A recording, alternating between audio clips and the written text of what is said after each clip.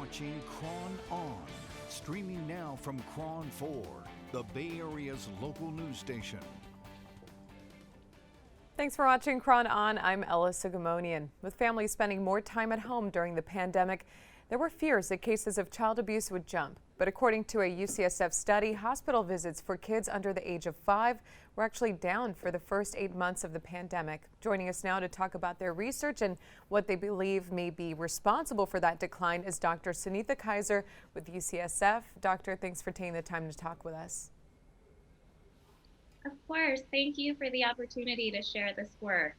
So this was a really big concern, of course. Yes, this was a concern because prior studies have shown that in times of big societal stressors like natural disasters or recession, that child physical abuse has gone up. When we examined rates of these visits in around 50 children's hospitals across the U.S., during the first 6 months of the pandemic through September 2020, we found that all types of emergency visits and hospital visits for children declined during that period, but child physical abuse visits did as well. And so why do you believe this is the case? Is it that families might have had their stress alleviated due to some government handouts?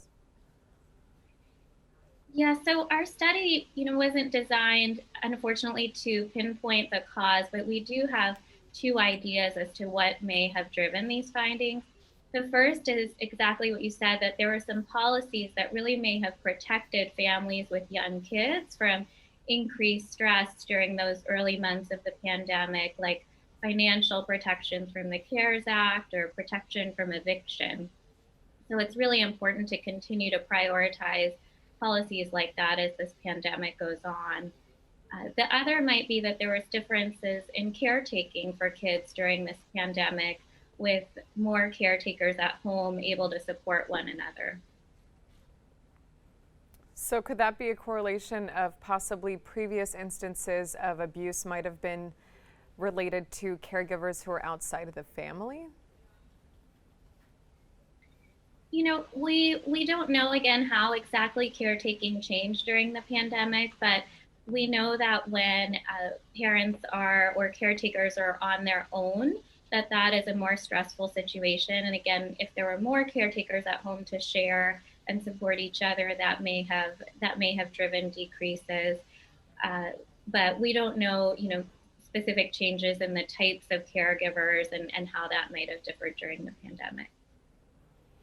There's a concern here regarding, of course, it may have been underreported. I know a lot of people were avoiding going to the doctor or the hospital during the pandemic for fear of contracting coronavirus. So could it be the case that maybe kids who could have been getting abused at home just didn't end up going to the ER?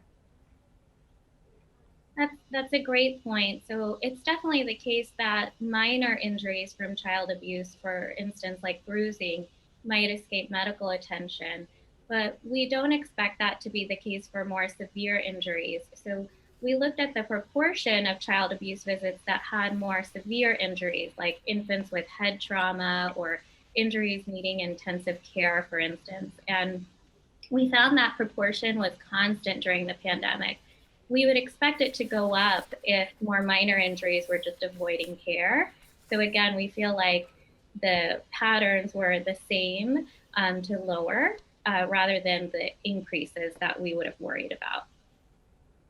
And pre-pandemic, could you say where the Bay Area stands in terms of child abuse? Was this a really big problem to begin with in our region? So I'm not sure where the Bay Area stands relative to the rest of the country, but we know that child abuse is, chronically and historically under-recognized and underreported. So we do want to emphasize that going forward for all those who take care of kids, that this is definitely something to continue to have a high suspicion about and look out for. And what are some of those signs that people might be able to look for? Well, definitely, kids that are any kind of injury should raise suspicion, especially if there isn't a really reliable story as to how the injury occurred, that's a common way we start to detect and suspect child abuse. And it might be difficult, especially now, as we've mentioned, kids are learning from home. So maybe the adult that they would be seeing that would look for signs like this, a teacher, would have a hard time of seeing that through a small screen or a little frame that they are looking at. So at this time, is there anything else that people can do in order to help prevent something like this? Yeah, I mean, I think just getting some of that infrastructure back up and running, like you're saying. So we're encouraging kids to and families to take kids to their regular doctor visits for a number of reasons to check in about um, their health and stressors and get needed immunization. So that's an infrastructure that can help detect abuse, but is really important for people to keep accessing and for us to build back up. And then, like you're mentioning, schools.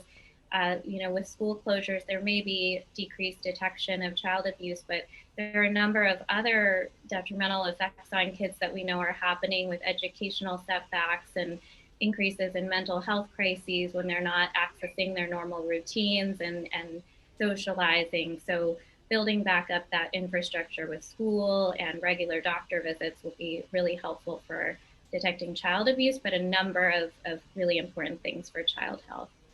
Dr. Kaiser, thank you so much for working on such a crucial study, especially now of all times, and hopefully this is truly an indicator that less kids are suffering. Thank you.